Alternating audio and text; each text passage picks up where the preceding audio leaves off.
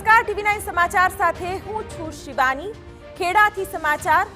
મધ્યાહન ભોજનમાં આપવામાં આવતા નાસ્તાની હલકી ગુણવત્તાનું અંગે સમાચાર સામે આવ્યા છે। માતર તાલુકાના ચણાના જથ્થામાં તપાસમાં આ ખુલાસો થયો છે। નાસ્તામાં આપવામાં આવતા ચણા ખરાબ અને હલકી ગુણવત્તાવાળા હોવાનો ખુલાસો થયો છે। ગોડાઉનમાંથી આવેલ ચણાના જથ્થામાં જીવડા ફરતા દેખાયા, જે દ્રશ્યો પણ અમે આપને बतावी रहा छीए। मध्याह्न भोजनना संचालकों द्वारा मामलतदारने जाण कराई छे। आ अंगे वधु विगत आपी रहा छे हमारा संवाददाता धर्मेन्द्र कपासी। जी धर्मेन्द्र।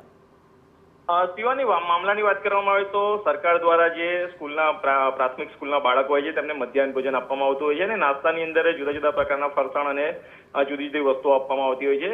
અઠવાડિયામાં ઘણી વખત ચણાનો પણ નાસ્તો આપવામાં આવતો હોય છે।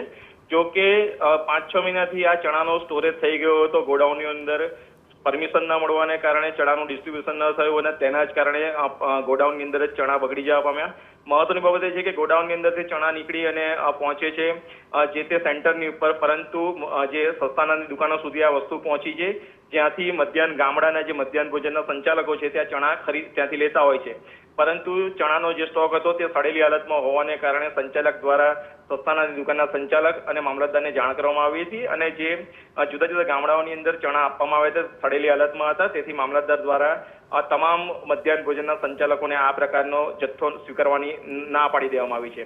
મહત્વની બાબત એ છે કે ક્યાંક ને ક્યાંક તંત્રની જ બેદરકારી માની શકાય। 5-5 મહિના સુધી આ ચણા પડી રહ્યા અને તેના જ કારણે સડેલા ચણા અત્યારે વિદ્યાર્થીઓ આરોગ્યનો વારો આવ્યો છે, પરંતુ તંત્ર દ્વારા કયા પ્રકારની કામગીરી કરવામાં આવશે, મધ્યાહન ભોજનના ડેપ્યુટી કલેક્ટર દ્વારા કયા પ્રકારના તપાસ કરવામાં આવશે તે જોવાનું રહેશે। શિવાની। બિલકુલ, તો શુદ્ધ અને સાત્વિક નાસ્તો આપવાના દાવા તો થઈ રહ્યા છે, પણ જે પ્રકારના દ્રશ્યો જોવા મળી રહ્યા છે તેનાથી શુદ્ધતા કે સાત્વિકતાનો છેદ ઉડતો દેખાઈ રહ્યો છે। માતર તાલુકામાં મધ્યાહન ભોજનના ચણાની આ સ્થિતિ જોવા મળી છે।